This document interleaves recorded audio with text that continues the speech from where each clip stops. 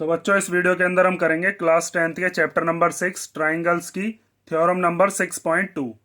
तो इस थ्योरम का नाम है कन्वर्स ऑफ बीपीटी, मतलब जो हमने पिछली वाली थ्योरम करी है उसका कन्वर्स है ये, converse of basic proportionality theorem. तो थ्योरम 6.2 में क्या दिया है, if A line divides any two sides of A triangle in the same ratio, मतलब जो चीज पिछले वाली थ्योरम में हमसे प्रूव करवाई थी वो यहाँ पर गिवन है कि अगर मान लीजिए कोई हमारे पास एक ट्राइंगल गिवन है तो उस ट्राइंगल की साइड्स का रेशो हमें दे रखा है।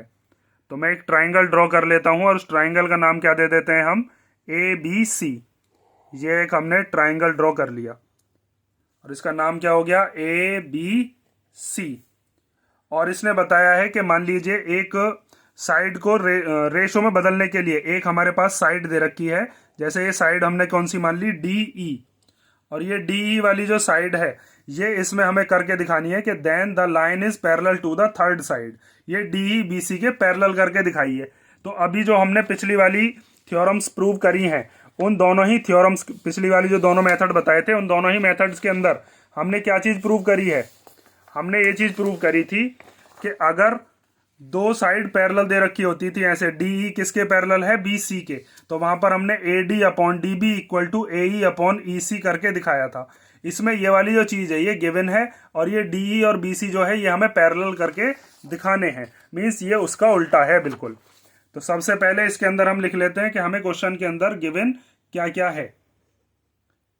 गिवन को आप अपने मेथड से भी लिख सकते हो, जरूरी नहीं जैसे मैं लिख रहा हूं बिल्कुल ऐसे ही लिखो, अपनी लैंग्वेज में भी आप लिख सकते हो। तो गिवन क्या है, हमारे पास एक ट्राइंगल दे रखा है, उस ट्राइंगल का नाम क्या है, ए बी सी, और एक लाइन दे रखी है जो कि इंटरसेक्टिंग लाइन है, इंटरसेक्टिंग लाइन जिसका नाम क्या मान लिया हमने, डी ई।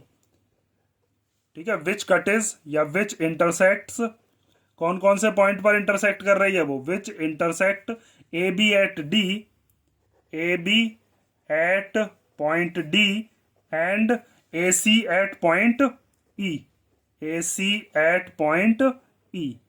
ठीक है, ये चीज हमने लिख ली। और हमें यह भी बता रखा है कि किस तरीके से डिवाइड करती है, कि A D upon D B such that, इस तरीके से डिवाइड करती है ये कि A D upon D B equal to क्या है, ए ई अपॉन ई सी। ठीक है, ये चीज हमें क्वेश्चन के अंदर गिवन है और हमें प्रूव क्या करना है। तो टू प्रूव में आप लिखोगे कि हमें इस बार साइड्स को प्रूव करना है कि डी ई वाली जो साइड है या डी ई वाली जो लाइन है वो किसके पैरेलल है, वो बी सी के पैरेलल है। पिछले वाले क्वेश्चन में ये चीज क्या करी थी हमने, या थ्योरम में ये चीज हमें गिवन थी, ये चीज हमने प्रूव करके दिखाई थी। इसमें इसका उल्टा है। तो इसके अंदर आप क्या करोगे, सबसे पहले आपको कंस्ट्रक्शन करनी पड़ेगी।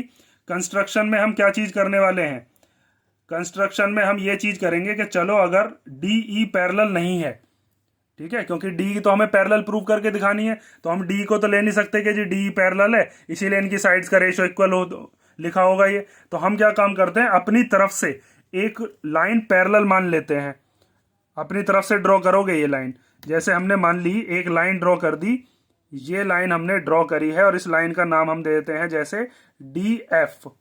ठीक है, और अगर ऐसा पॉसिबल है तो हम क्या काम करते हैं कि चलो डी ई तो पैरेलल नहीं थी तो डी एफ हमने कंस्ट्रक्शन से ड्रॉ कर दी बी सी के, वहां से हम साइड्स का रेशो बनाएंगे, फिर दोनों इक्वेशंस को इक्वेट करेंगे और वहां से हम ये चीज प्रूव करने की कोशिश करेंगे कि असल में एफ और ई अलग अलग पॉइंट नहीं है, ये दोनों के दोनों एक दूसरे के ऊपर ही है। मतलब इसके अंदर हम क्या चीज प्रूव कर देंगे, जैसे अगर मान लो मैं अगर ये चीज प्रूव कर देता हूं कि जितनी ई सी है उतनी ही एफ सी है, मैंने आपको अलग से बनाकर दिखाया जरूर है लेकिन ये एफ और ई एक ही पॉइंट है, हम ये चीज प्रूव करेंगे, मतलब ये कोइंसाइड पॉइंट है, एक दूसरे के ऊपर ही आ रहे हैं।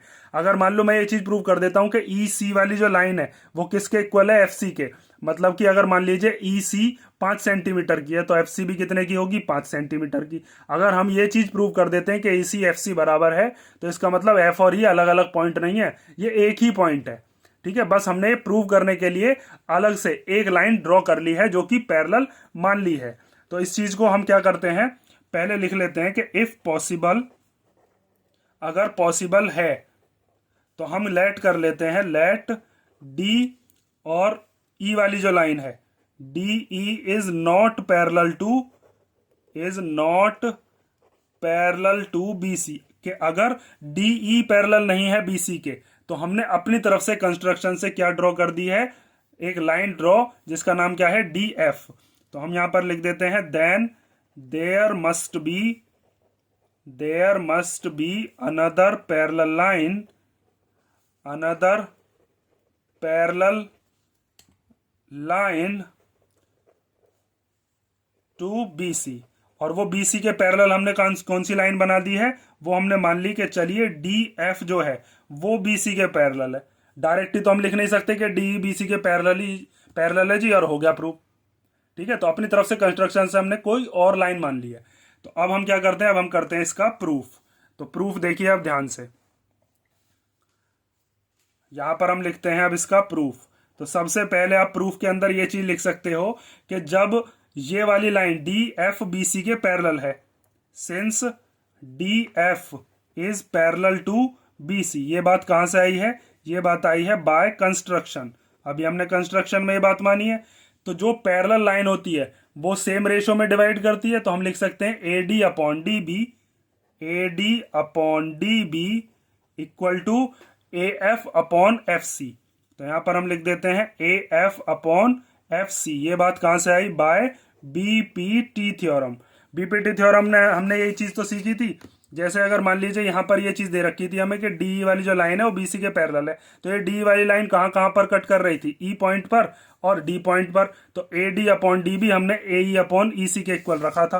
तो ऐसे ही हमने यहाँ पर ये डी एफ वाली लाइन मानी है ना पैरेलल, तो डी पॉइंट से और एफ पॉइंट से A D upon D B और A F upon F C, ये दोनों के दोनों इक्वल होंगे। और एक चीज हमें खुद भी दे रखी है, बट हमें ये भी तो दे रखा है कि A D upon D B equal to किसके इक्वल है, ए ई अपॉन ई सी।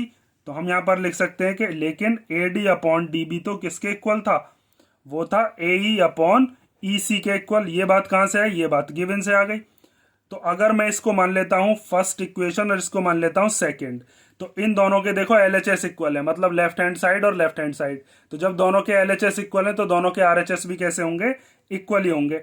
तो हम क्या लिख सकते हैं कि from equation number first and equation number second A F upon F C equal to क्या हो जाएगा, ए ई अपॉन ई सी। ठीक है, अब देखो मुझे इसके अंदर क्या करना था, मैंने आपको शुरुआत में ही समझाया था कि मुझको ई सी और एफ सी इन दोनों को मुझे क्या करना है, सेम लेकर आना है। अगर मुझे इन दोनों को सेम लेकर आना है तो मैं क्या काम करता हूं, मैं ए एफ और ए ई को कैंसिल करता हूं। और ए एफ और ए ई को कैंसिल मैं कैसे कर सकता हूं, मैं ए एफ और ए ई को सेम बनाता हूं। सेम बनाने के लिए आपको क्या करना पड़ेगा, दोनों तरफ हम एफ सी ऐड कर देते हैं। ठीक है, या फिर वन ऐड कर लो, बात एक ही है। जैसे हम यहां पर क्या करते हैं, A F upon F C और plus F C upon F C, कोई दिक्कत इससे। और ऐसे ही हम क्या काम करते हैं, या फिर एक काम करो, यहां पर एफ सी ना लिखकर आप क्या लिख लो, वन ही लिख लो, क्योंकि F C upon F C को जब काटोगे वन ही तो आना है। तो हम यहां पर वन ही लिख लेते हैं। तो ए E upon E C plus one. और जब वन होता है किसी के भी ऐसे प्लस में तो हम उसका एलसीएम लेते हैं। एलसीएम कैसे लेते हो भाई, जैसे अगर मान लो 3/4 प्लस 1 है तो इस 4 की इधर मल्टीप्लाई कर देते हो आप, तो 4 1 जा 4 हो जाता है और फिर 3 में वो प्लस हो जाता है, 3 + 4/4। ऐसी तो लिखोगे इसको 3 + 1/4। ठीक है, या फिर हम क्या काम करते हैं, सॉरी 3 + 4/4। या फिर हम क्या काम करते हैं, इसके नीचे भी 1 मान लेते हैं। एफ सी और एफ सी का एलसीएम लेंगे तो क्या आ जाएगा, एफ सी और एफ सी का एलसीएम लेकर आ गया एफ सी। अब एफ सी के टेबल में एफ सी कितनी बार आता होगा, 1 बार। जैसे 2 के टेबल में 2 1 बार, 3 के टेबल में 3 1 बार। अब 1 की मल्टीप्लाई आप ए एफ में करोगे तो ए एफ ही आएगा। फिर 1 के टेबल में ये कितनी बार आएगा, एफ सी बार ही आएगा। एफ सी की मल्टीप्लाई 1 में करेंगे तो एफ सी, या सीधा सीधा मैंने आपको बताई दिया एफ सी की इधर 1 में मल्टीप्लाई, जैसे यहाँ 4 की 1 में कर दी। ऐसे इधर ए ई प्लस इस ई सी की 1 में करेंगे तो ये हो जाएगा ई सी और अपॉन में ई सी। ए एफ और एफ सी को जोड़कर कौन सी लाइन बन रही है इस फिगर के अंदर देखकर बताओ। तो इस फिगर के अंदर देखो ए एफ यहां से यहां तक की लाइन है और एफ सी यहां से लेकर यहां तक की लाइन है। तो ये टोटल लाइन कौन सी हो गई, ये टोटल हो गई ए सी। तो हम इसको क्या लिख सकते हैं, A C upon F C equal to, ऐसे इधर वाला देखो, इधर ए ई और ई सी को जोड़कर ए ई यहां से यहां तक है और ई सी यहां से यहां तक है, तो ए ई और ई सी को जोड़कर भी कौन सी लाइन बन गई, ए सी ही बन गई। तो ए सी अपॉन ई सी। ठीक है, इतनी चीज समझ में आई। अब देखो ऊपर वाले दोनों सेम बन गए। कब सेम बन गए, जब हमने क्या किया है, एडिंग 1 टू बोथ साइड। और ये सेम क्यों बनाए हैं हमने, ताकि जो हमारे पास एफ सी है और ई सी है, बस मैं इसी को इक्वल लेकर आऊंगा। ठीक है, अगर हम चाहते तो हम ऊपर वाले भी इक्वल ला सकते थे, ए ई और ए एफ को हम अगर हम इक्वल ले आते तब भी यही चीज प्रूव होती कि एफ और ई सेम पॉइंट है। अब हम एफ सी और ई सी को सेम कर रहे हैं, तब भी हम यही चीज प्रूव करेंगे कि एफ और ई सेम ही पॉइंट है। अब इसके बाद क्या करना है, ध्यान से देखो, इस वाले ए सी को ले जाते हैं इधर की तरफ, या फिर इस वाले को इधर ले आओ। तो मैं क्या काम करता हूं, पहले लिख लेता हूं यहां पर कि A C upon F C equal to क्या है, ए सी अपॉन ई सी। तो यहां पर हमने लिख दिया ए सी अपॉन ई सी। ये इधर से, यहां पर ये न्यूमरेटर में था, इधर आ जाएगा किसमें, डिनोमिनेटर में। तो हम इसको लिख सकते हैं 1 upon F C equal to A C upon E C और इनटू ए सी। यहां से न्यूमरेटर से इधर आ गया डिनोमिनेटर में। अब ए सी से ए सी कैंसिल हो गया 1 बार, तो यहां पर क्या बचा, बस एफ सी को इधर भेज दो और ई सी को इधर भेज दो, या फिर ऐसे लिख दो 1 upon F C equal to 1 upon E सी।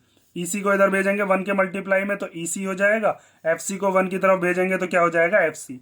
अब ई सी और एफ सी दोनों के दोनों सेम है, मतलब जितनी लेंथ ई सी की है उतनी एफ सी की है।